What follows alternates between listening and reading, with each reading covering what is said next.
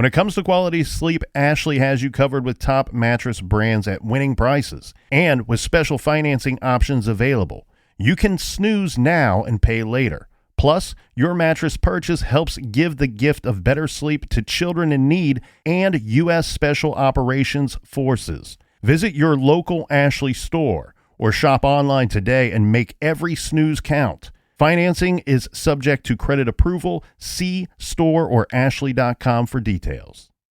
Rosetta Stone is the language learning program with a lasting impact. I've been using their app to learn French, and it's not just about memorizing words, but actually having real conversations. And it's not just French. They offer 25 languages. Right now, Rosetta Stone has an awesome holiday deal, 50% off their lifetime membership. Every language, unlimited access forever. For anyone keen on diving deep into a new language, check out rosettastone.com. It's a game changer.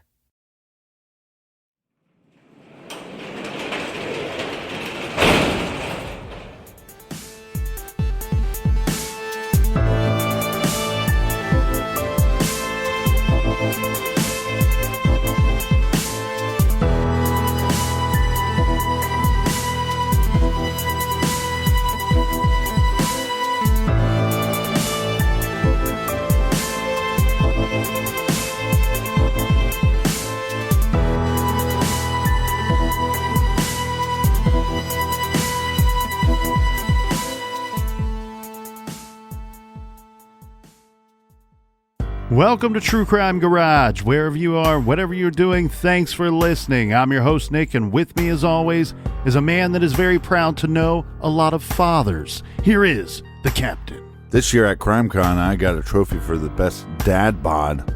Problem is, I don't have any children. It's good to be seen and good to see you. Thanks for listening. Thanks for telling a friend.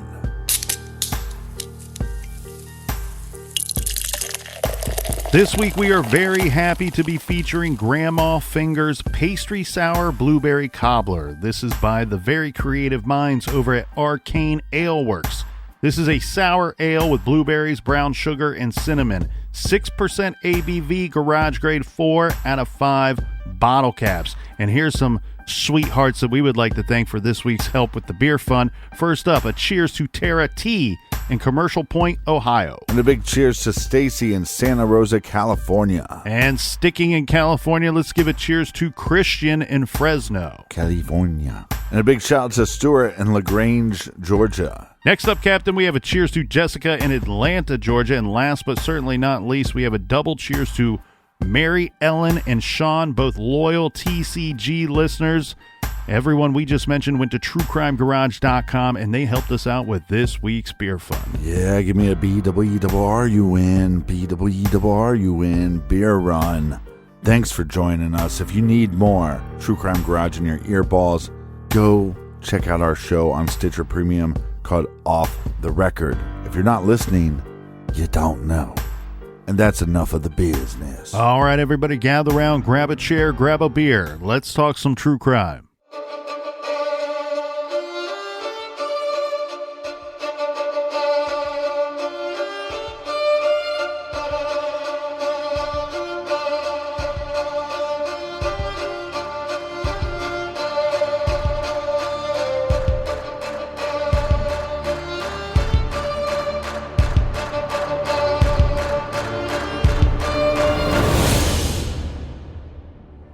The Most Dangerous Game, also published as The Hounds of Zaroff, is a short story by Richard Connell. The fictional work was first published in January of 1924. The story features a big game hunter from New York City who falls off a yacht and swims to what seems to be an abandoned and isolated island in the Caribbean, where he is hunted by a Russian aristocrat. The general plot of The Most Dangerous Game is one that has been adapted many times over the years. The story is inspired by big game hunting safaris in Africa and South America that were particularly fashionable among wealthy Americans in the 1920s. The Most Dangerous Game has been called the most popular short story ever written in English. Upon its publication, it won the O. Henry Award. Here in the garage, we do our best to advocate and fight for the victims of true crime. But as embarrassing as it is, sometimes the draw are the villains. The villain of the most dangerous game is a big game hunter, General Zaroff, who has been hunting animals since he was a boy. He has decided that killing big game has become boring. So he moves to an island and sets it up to trick ships into wrecking themselves on the jagged rocks that surround it. He takes the survivors captive and hunts them for sport. Zaroff gives them food, a knife, and a 3-hour head start, and then hunts them down with a small caliber pistol. Any captives who elude Zaroff, his servant, and a pack of hunting dogs for 3 days will be set free. Unfortunately, for many of the stranded sailors that find themselves on the island, Zaroff proves to be an incredibly successful hunter. The once big game hunter, General Zaroff, turns serial killer as he hunts the most dangerous animal of them all, man. He kills for sport, for the thrill of the hunt, and for the pleasure of the kill. Zaroff is the hunter, the trapped sailors are the hunted, and the island is his hunting ground and playground. Many of our listeners will think of the Zodiac killer when they hear the title The Most Dangerous Game, because of the possible reference in ciphers that the Zodiac killer sent to newspapers in the San Francisco Bay Area. When decoded by husband and wife Donald and Betty Harden, we learned that the monster calling himself the Zodiac said, quote, "I like killing people because it is so much fun. It is more fun than killing wild game in the forest, because man is the most dangerous animal of all. To kill something gives me the most thrilling experience." And in the 2007 film Zodiac, the film version of The Most Dangerous Game is mentioned a number of times. In this week's case, the story of the hunter killing men on an island is even more relevant.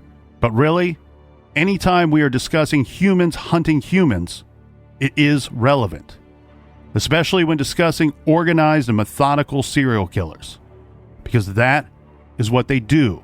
Essentially, they hunt.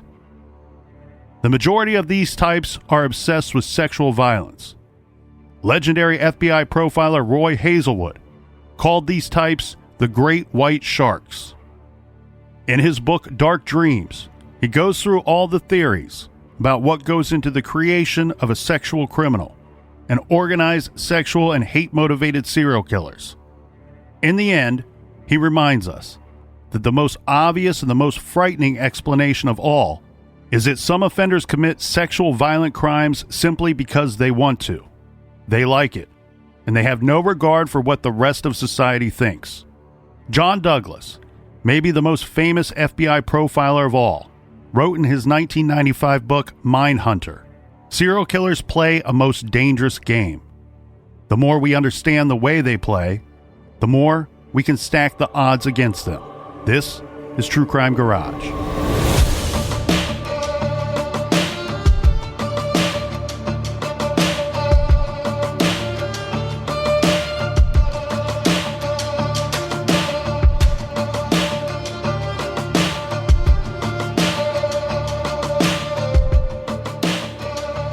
No one knows for sure when it all started, it being young women going missing in and around Anchorage, Alaska.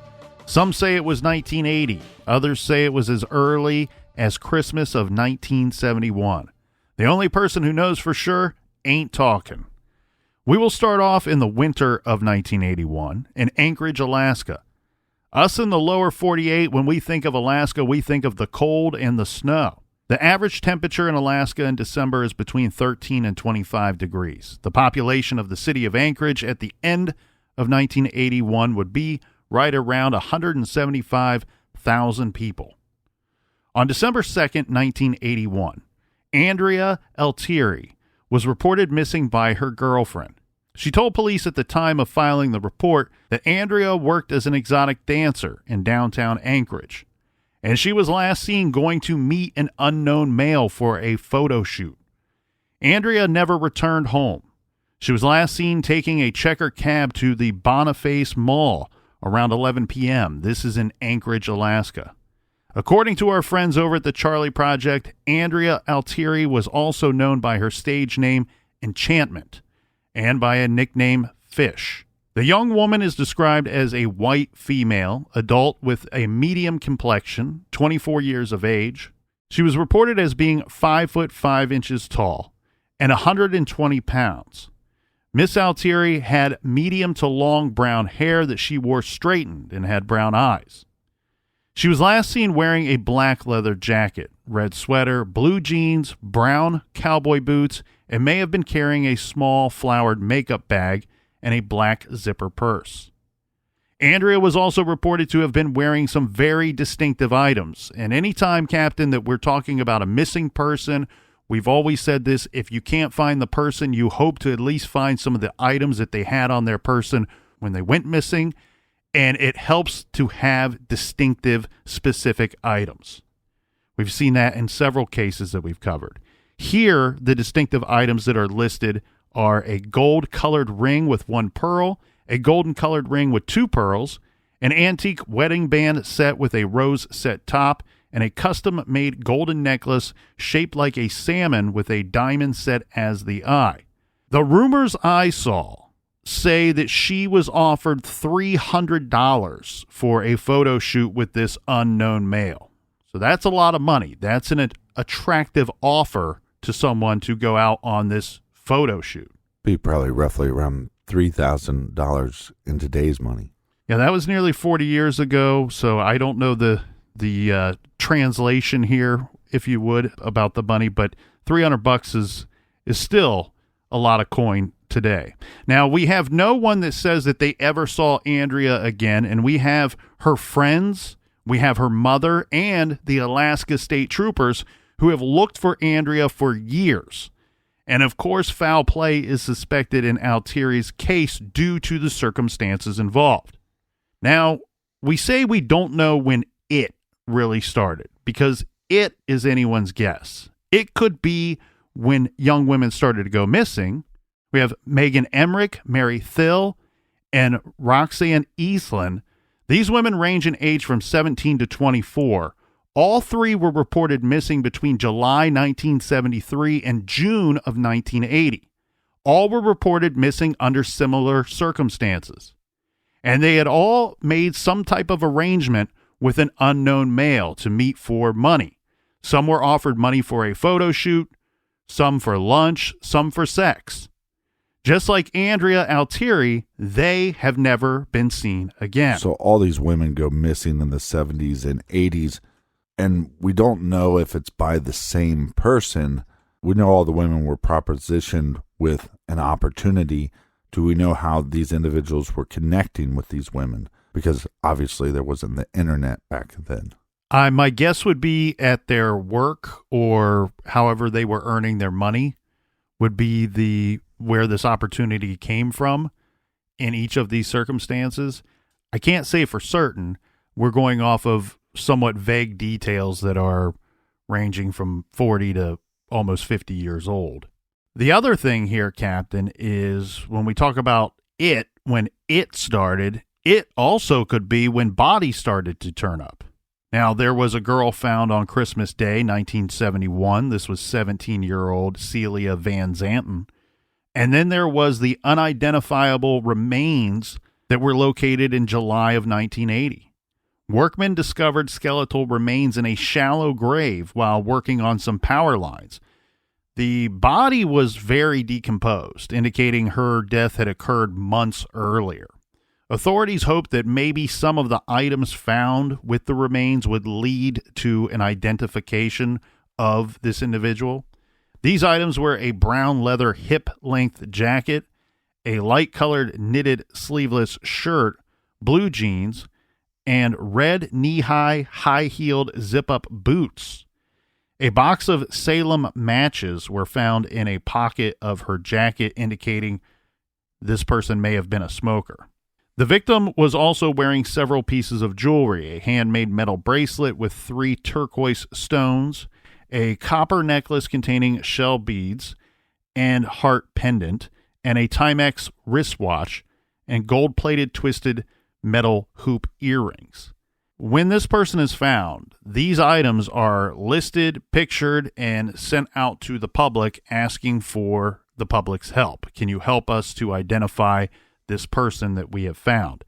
The autopsy report concluded that she was likely killed by a stab wound to the back and revealed that the victim was petite, probably between 4'11" to 5'3" tall, and most likely white, although she may have had a degree of Native American heritage.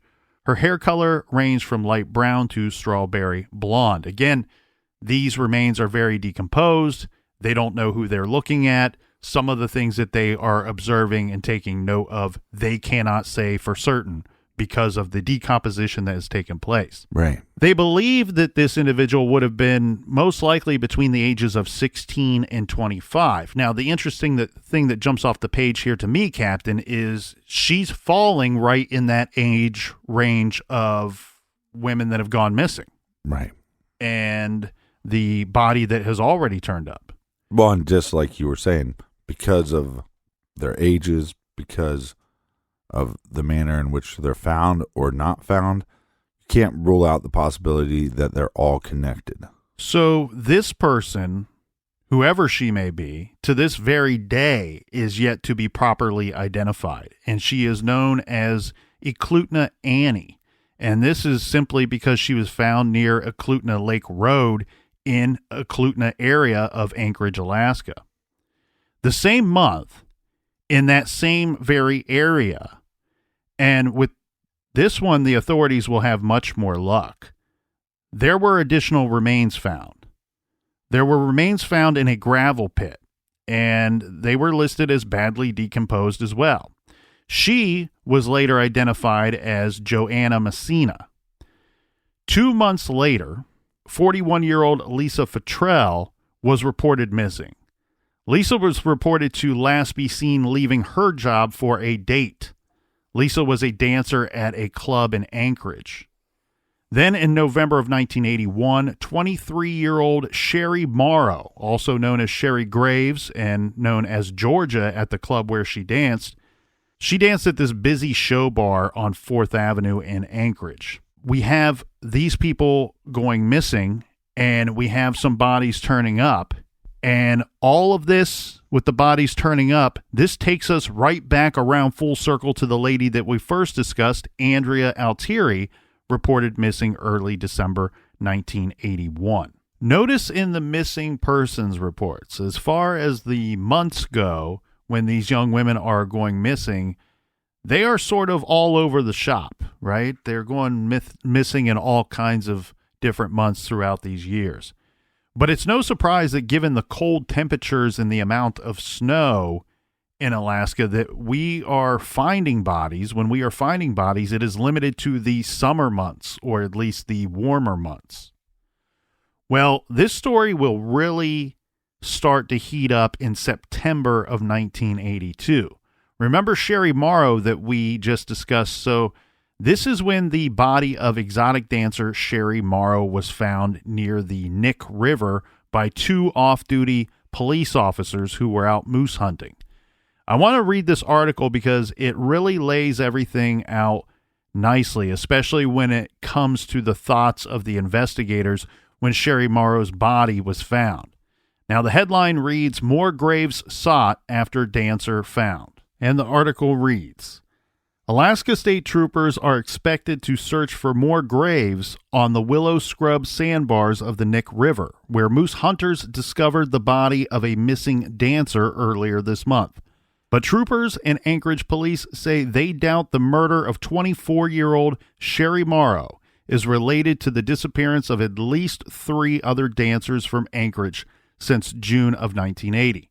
Trooper Lieutenant John Shover said, quote, "There's nothing now to indicate that the disappearances are anything other than a coincidence."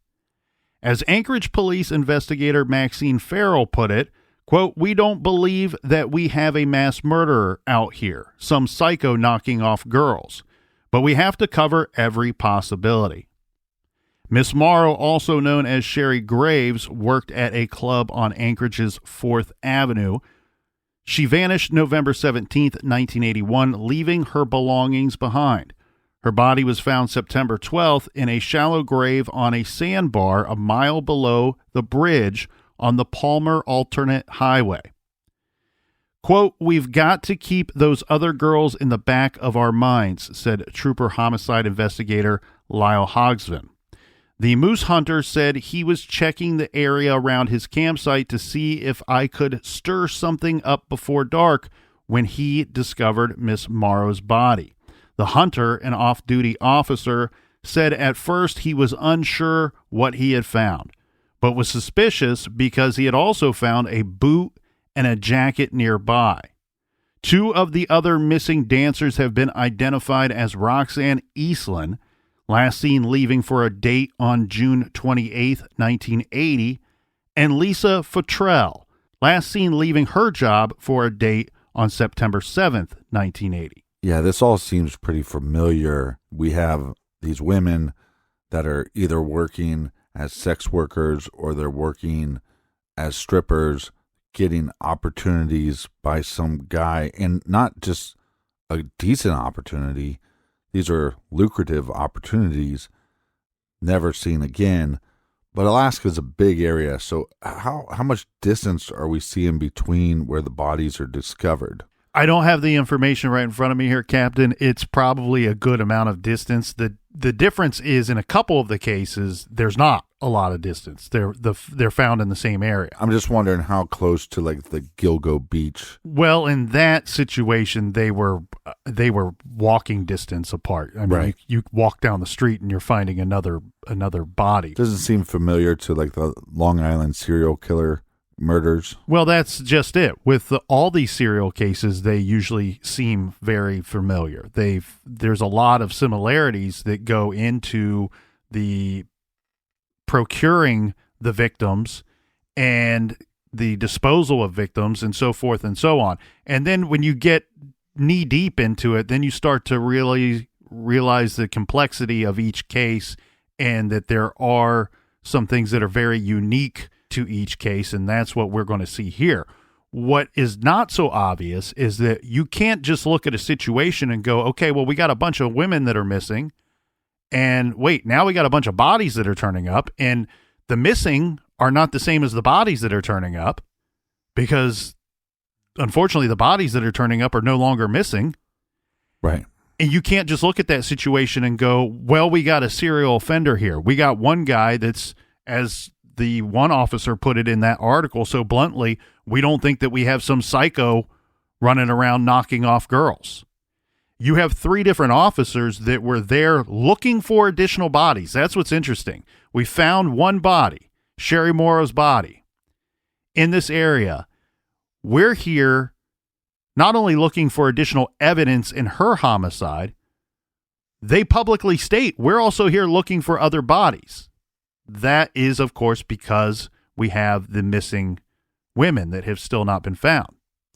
So in this case, I think it's weird because you have 3 officers stating, we don't think we're dealing with anything that's connected here. Mm-hmm. And I think what's going to back up those gut instincts that they're having when interviewed for this article in September of 1982 is that they don't find any other bodies in that immediate area. But what they are going to find is going to be related to the forensics.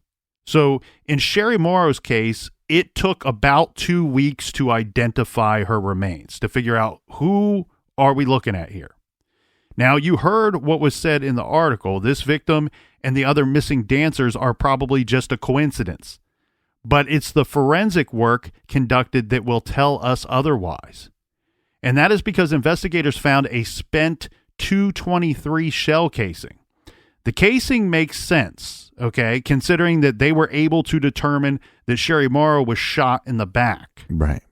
The strange thing with Sherry Morrow's case, she was shot in the back, but she didn't have any bullet holes in her clothing that was found on her body. Meaning she was shot naked and then her clothes were put back on her? Yes, of course, a strong suggestion that she was nude when killed, and then someone took the time to dress her before burying her in a shallow grave.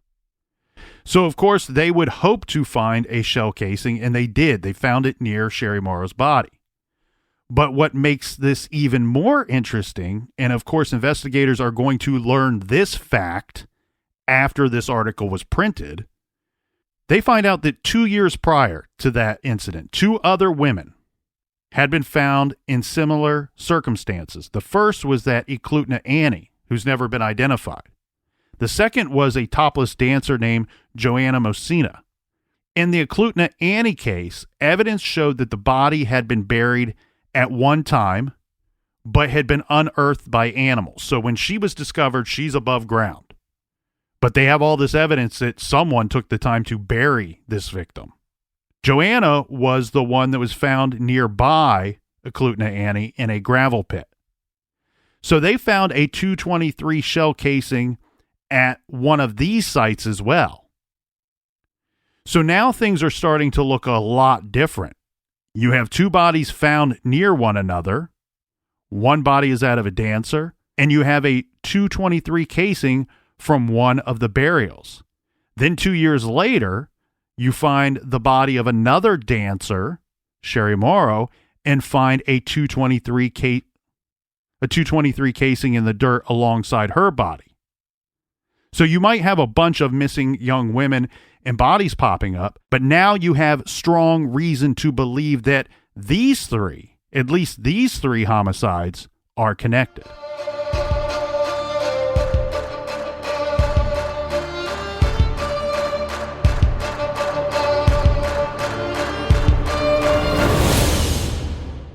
This show is sponsored by BetterHelp. Do you look forward to the holidays? Maybe you struggle with seasonal blues. This time of year can be a lot, and it's natural to feel some sadness or even anxiety about it. But adding something new and positive to your life can counteract some of those feelings. Therapy can be a bright spot, something to look forward to make you feel grounded, and to give you the tools to manage everything going on. If you're thinking of starting therapy, give BetterHelp a try. It's entirely online, designed to be convenient, flexible, and suited to your schedule. Just fill out a brief questionnaire to get matched with a licensed therapist and switch therapists at any time for no additional charge. Find your bright spot this season with BetterHelp. Visit BetterHelp.com/garage today to get 10% off your first month. That's BetterHelp, HELP.com/garage. Rosetta Stone is the language learning program with a lasting impact. I've been using their app to learn French, and it's not just about memorizing words, but actually having real conversations. And it's not just French. They offer 25 languages. Right now, Rosetta Stone has an awesome holiday deal, 50% off their lifetime membership. Every language, unlimited access forever. For anyone keen on diving deep into a new language, check out rosettastone.com. It's a game changer. You can start your day off right when you find a professional on Angie to get your plumbing right first. Connect with skilled professionals to get all your home projects done well. Visit Angie.com. You can do this when you Angie that.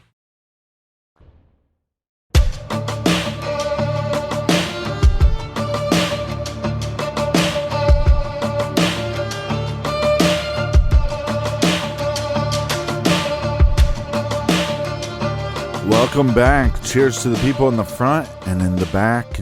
And cheers to you, Colonel. To the people in the back, get some seats up front. They were sold out. They were sold out.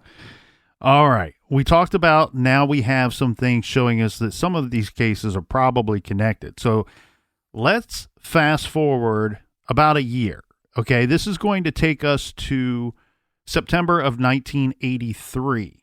When the body of 17-year-old Paula Goulding was found in a shallow grave on the bank of the Nick River. She, too, had been shot in the back. But again, they find no bullet holes on her clothing. So she, too, had been shot, and then someone dressed her before burying her in a shallow grave. Now, we know by reviewing the list of the missing and the bodies that have turned up that we likely have a higher body count than that of what has been recovered. But now a 4th victim is recovered, and the remains were left in a very similar manner as remains that were left at a previous body recovery site.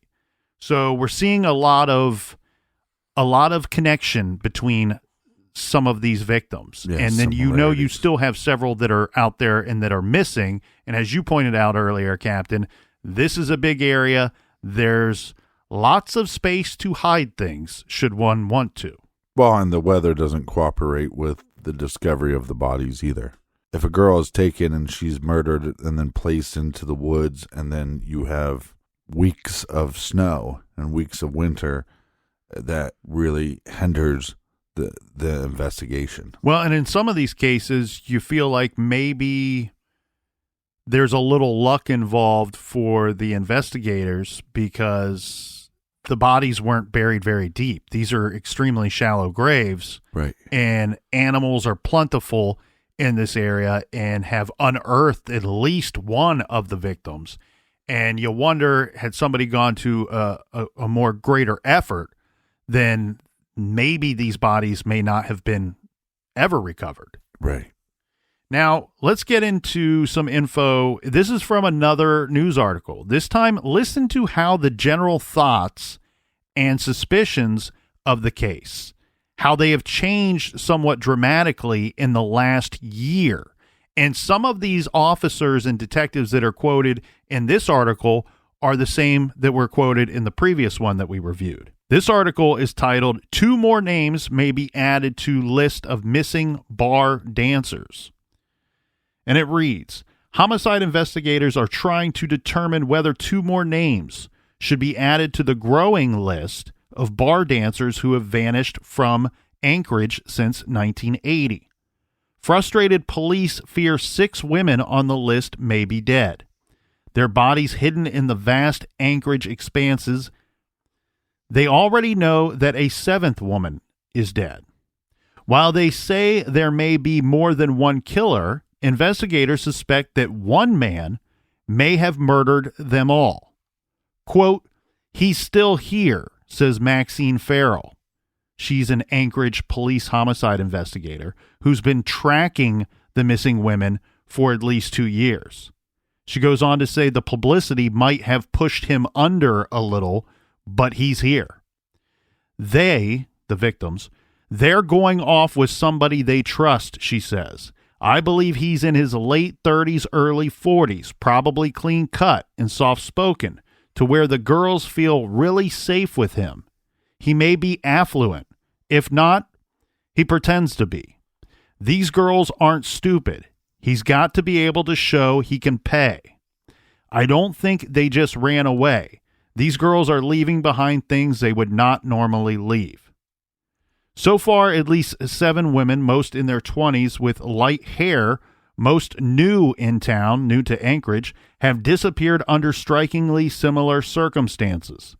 An 8th woman whose body was found near Eklutna in 1980 is on the list, but little is known of her. The women often are transients, and when they turn up missing, nobody calls it in. This according to Ms. Farrell.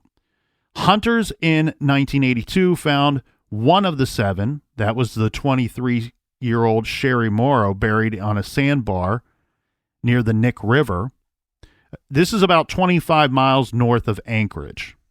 She was fully clothed and had been shot by a rifle, investigators said. Her shallow grave was located in an accessible area.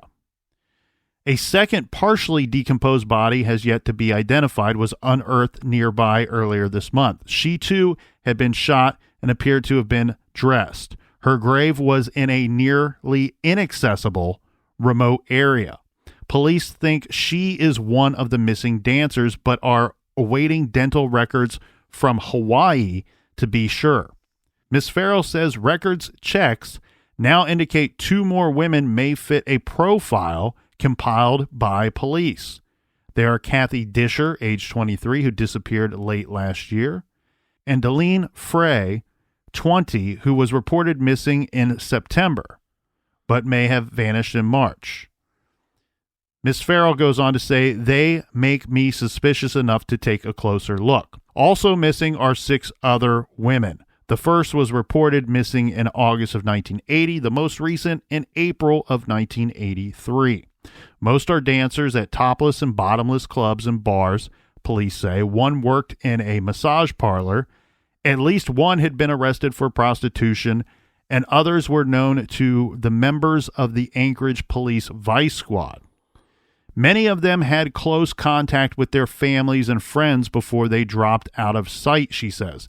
That's interesting to me, Captain, because what the officer is telling us there is that these women, as transient as they may be, right, they are keeping in contact with their loved ones, and loved ones have not heard from them. So something dramatically has changed in their lives to put them in a situation where either they're choosing not to contact loved ones or cannot contact loved ones. Well, and I was going to bring up the point because Alaska is one of the places people go so other people don't know where they're at. They go missing on their own. But like you said, what a great point. These people were, yes, they're in Alaska and they're working and they could disappear at any point that they want to. But the recent past, they were in constant contact with friends or family members. So it wasn't like they just went off and became Alexander Supertramp. I want something on the record right here and right now, Captain. If I go missing or I disappear, I want to squash all suspicions right away. I will leave a note. I will tell someone. All right, put that on the record. If you don't hear from me or you don't find a note, something happened to the colonel. Something bad. Somebody got him. Now, she goes on to talk about the missing again, and she said one told friends that she was going to meet a man at noon. Listen to all these similarities again. Meet a man at noon at a downtown restaurant and then go to a photo session with this man. Another said she was meeting a man at noon who offered her $300 for 1 hour of her time. Police reports indicate a third woman told friends she was meeting a really neat guy at a restaurant around noon on the day that she went missing. Neat. Very neat. Another was going to a lunch date by cab, and one was meeting a man she said was a doctor. The detective goes on to say of the missing women, with one exception, they all were in their 20s, between 5'4" and 5'7" tall, weighed about 120 to 125 pounds, and were slim, usually busty.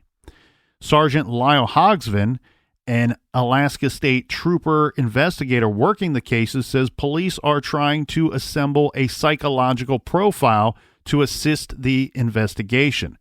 He says one man, possibly from the Anchorage area, may be responsible for the killing of two women whose bodies were found on the Nick River.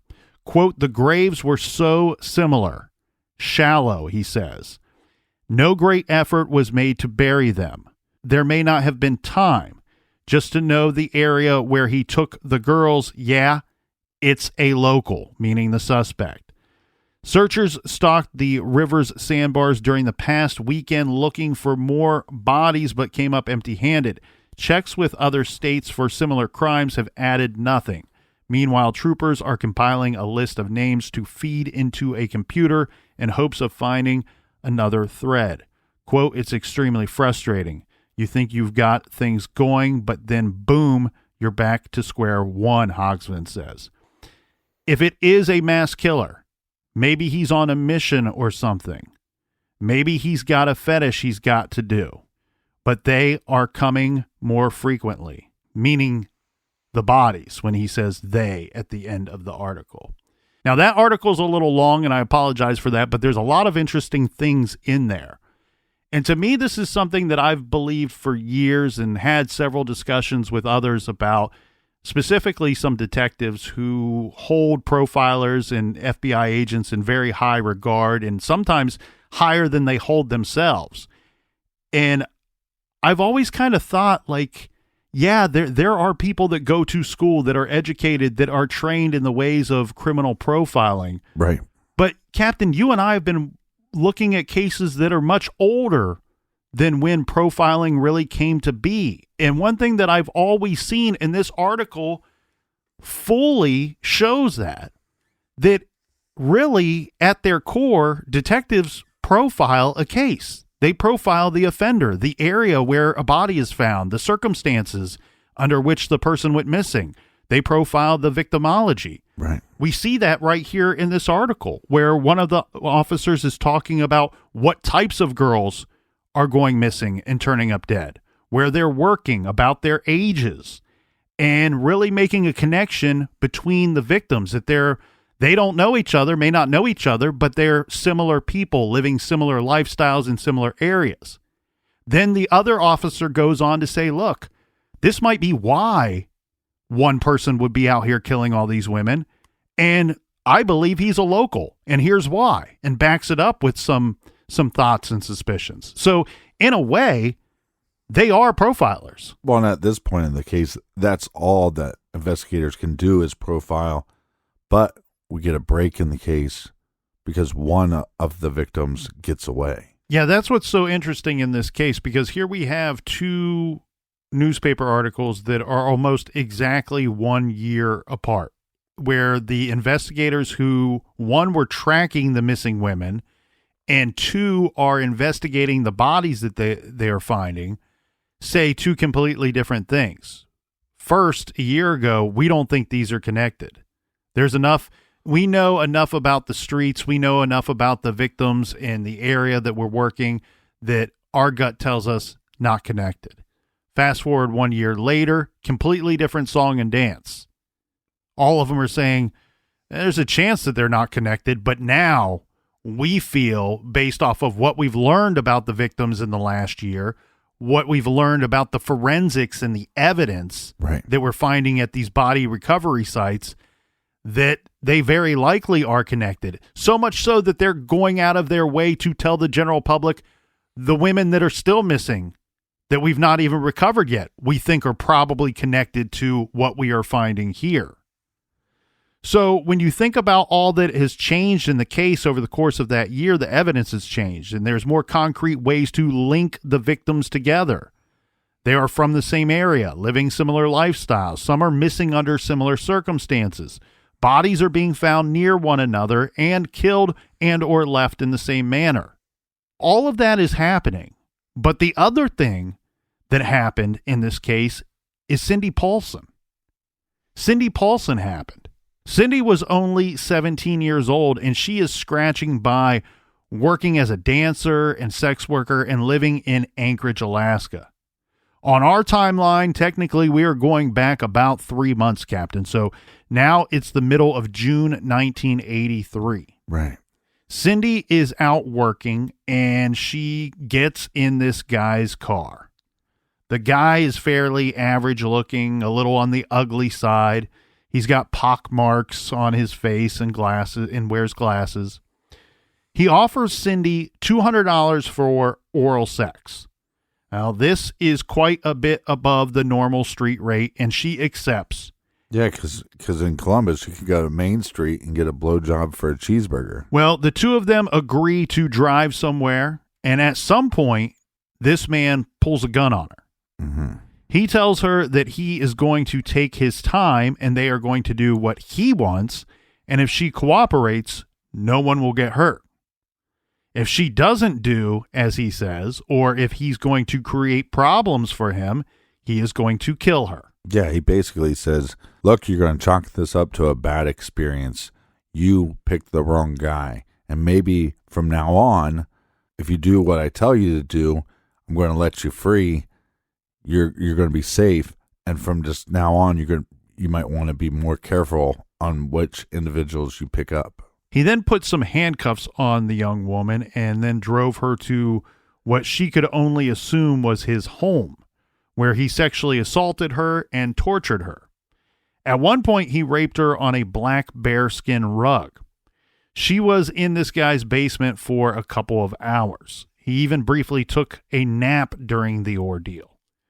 She, of course, was handcuffed and chained up during that, but she could see all kinds of hunting trophies mounted on the walls of the basement. The man first told her his name was Don, but then hours later, maybe after the nap, he's saying his name was Bob, but she didn't have any reason to believe either name would be his real name unless he did absolutely intend to kill her. Then it wouldn't matter if she knew his name or not, just like the $200 he had promised her wouldn't matter either. She knew he was going to kill her. So after the guy took a short nap, he wakes up and he tells her that he likes her. He really likes her. He said that he had done this sort of thing before. He gets a girl, takes her to his house, and then he takes her up to his cabin out in the middle of nowhere.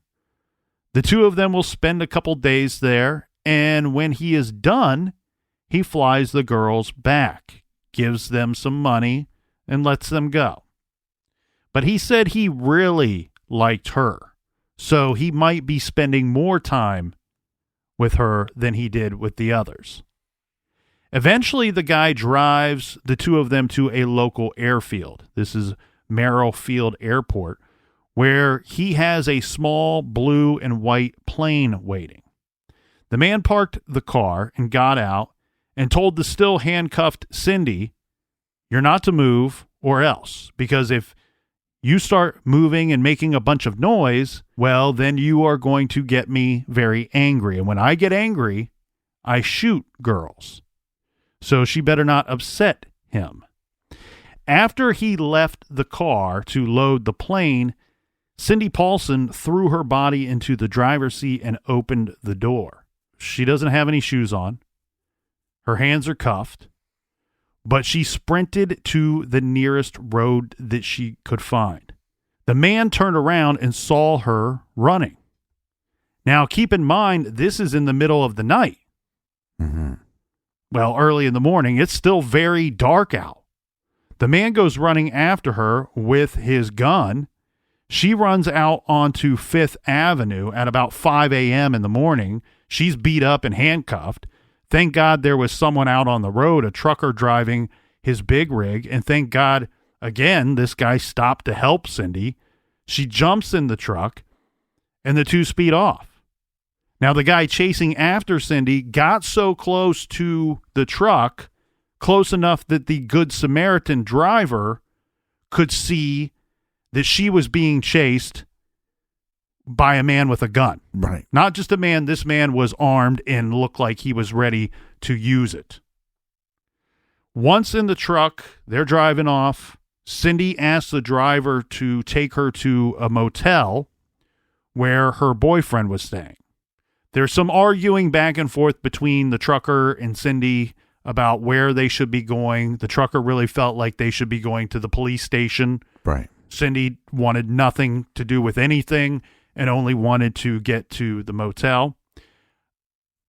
During the course of that argument, it does, of course, come up that Cindy had some reservations about going to the police station because of some of her activities that she was involved in leading up to this horrific event. Right. Now, let's go back to the airfield, right? The man that took Cindy captive, after he sees her jump in this truck and drive off, now he's going to make his way back to his vehicle and he's going to drive off and get out of Dodge as quickly as he can. But a security guard took notice of all of this strange behavior that was going on, and he wrote down the license plate number on this guy's vehicle. Now, back at the motel, Cindy Paulson, still in handcuffs, she got a hold of her boyfriend, and someone working the front desk decided that at that point, you know, whether she wants to or not, I'm calling the police. So the front desk worker calls in the Anchorage Police Department. Yeah, I also heard that the truck driver drove to the police department as well. I think he did after dropping her off at the motel. Yeah. When police arrived at the motel, Cindy provided a highly detailed account of the abduction. This included information about the man's car, his home, possibly even what street it was on, and the small airplane.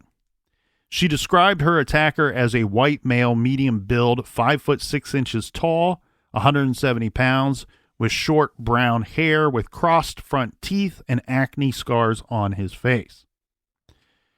Now, at this point in the story, Captain, Cindy is in a police car. They are heading for the hospital, as is standard protocol for a victim of a sexual assault. While en route to the hospital, They drive past the same airfield that Cindy said she had run from. This is just an hour or so earlier. Mm-hmm. She, God bless this woman. I mean, she is amazing to be in such a horrific situation and be able to remember such good details. She was able to remember what the plane looked like that he was attempting to load her into, Mm-hmm. and where the plane was parked at the airfield. She walked the police to a little blue and white plane, and this was identified as a Super Cub aircraft, tail number N3089Z. Now, around this same time, the security officer that made note of some strange behavior earlier, well, he is speaking with police. This man's name is Brian Demers. Mm-hmm. He told the police that at 5:14 a.m. that morning, he observed a white male running to a vehicle. The man was wearing a green coat and hat and ran to a green vehicle. Demers was able to provide them with the plate number, Alaska plate number BJZ775. Yeah, so at this point, it's kind of like, got him. But is this the guy that is responsible for multiple women going missing? Yeah, is he responsible for these other disappearances? Is he responsible for the bodies that are turning up? He's obviously going to look very good for this case. And how quickly you have all this information about this dude, because the beautiful thing about things like tail numbers and license plate numbers, they usually lead you directly to somebody, right? Mm-hmm. And you're hoping it leads you directly to the somebody that's responsible for abducting this young woman, assaulting her, and trying to take her to God knows where. Well, and law enforcement's not going to hesitate. They're going to just go right to his house. Yeah, because very quickly the police discover that the plane was registered to a Robert C. Hansen, who lived at 7223 Old Harbor Road. Now let's cross-reference that with our other tidbit of information here. The vehicle license plate was registered to a Robert C. Hansen as well. Yeah.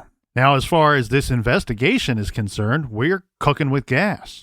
Now, by this time, Captain, we have had several years of dancers and others reported to be missing, plus we have about 3 years of bodies turning up.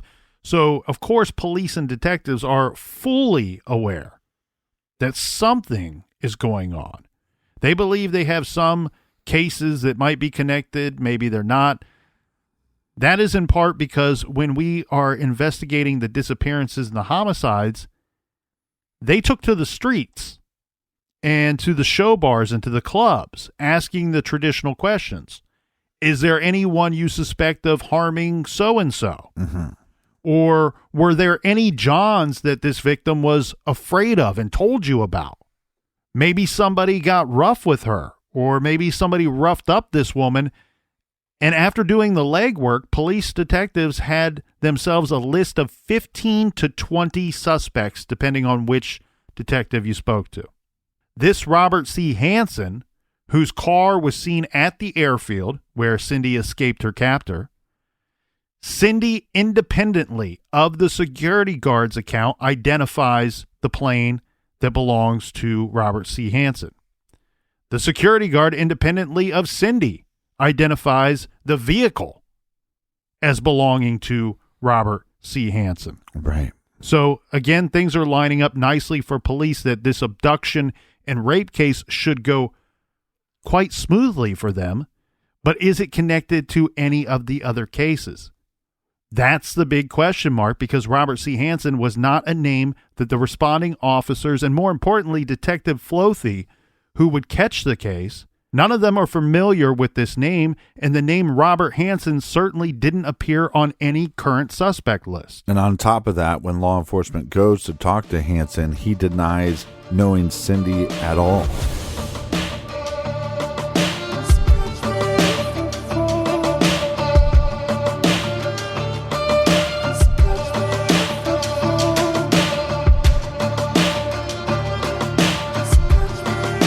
Are you a True Crime Garage junkie? Do you want to help out the show? Go to iTunes and leave a 5-star review. It really helps the show, but it also helps other people find the show. Show them the way to the garage, as we say. And join us back here in the garage tomorrow for the rest of this week's case. Until then, be good, be kind, and don't litter.